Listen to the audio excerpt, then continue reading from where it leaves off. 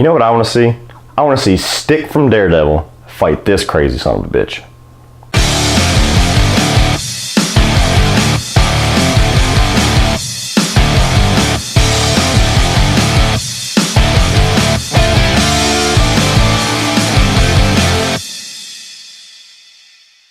So Don't Breathe is the newest horror thriller directed by Fede Alvarez, who brought us the Evil Dead remake that I was a huge fan of. This movie stars Stephen Lang, Jane Levy, Dylan Minnette, and Daniel Zavato. The basic idea of Don't Breathe is you have 3 Detroit delinquents who decide to break into the house of a blind Army veteran, and they quickly realize that the quick, easy take that they thought they were in for, they picked the wrong house, and they picked the wrong fucking guy. Right off the bat, once again, Fede Alvarez shows that he is a phenomenal director. This guy is a guy to keep your eye on as far as horror movies. The cinematography in this movie is fucking fantastic.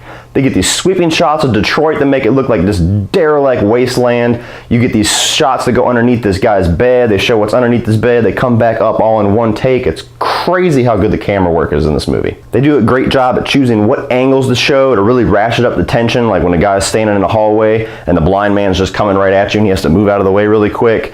They got jump scares in this movie here and there, but they're really effective. They're not false jump scares. They're used really well for the effect of the movie. This movie is just boiling tension from start to finish. This movie was crazy. One thing that you usually don't get in horror movies is good acting, and there's some good acting in this. Stephen Lang does a great job playing the blind man in this movie. He doesn't have a whole lot of speaking lines. He has to let his physicality and his just unrelenting pursuit of these 3 kids just define his performance in this movie. Let's talk about Stephen Lang for a second. This dude is a bad motherfucker. He is intimidating. He is scary. Fox, if you're watching, stop doing casting calls for cable. You got him right here. We've seen Jane Levy do a few things before. She usually does a pretty good job. She was one of the main characters in the Evil Dead remake. She was in the first season of Shameless. She does a really good job in this. Dylan Minnette is a guy who's been around for a while. He does really good in this at being kind of the moral compass for the group.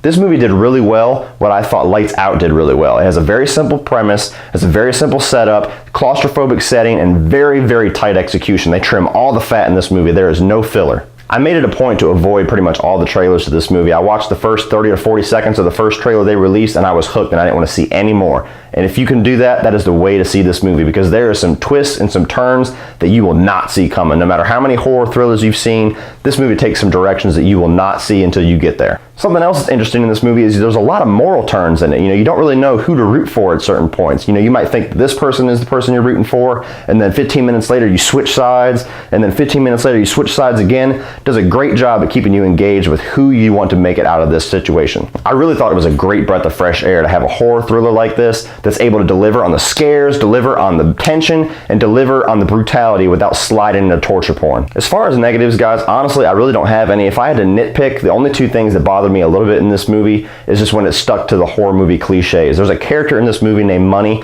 who you absolutely despise. From the moment he's on screen, he's that typical dick-headed, won't listen to anybody, does all the stupid decisions that you want to see not happen in a horror movie just to get the plot rolling. And I could have done without him, but it's one of those things where it's happened in so many horror movies you have to expect it at this point.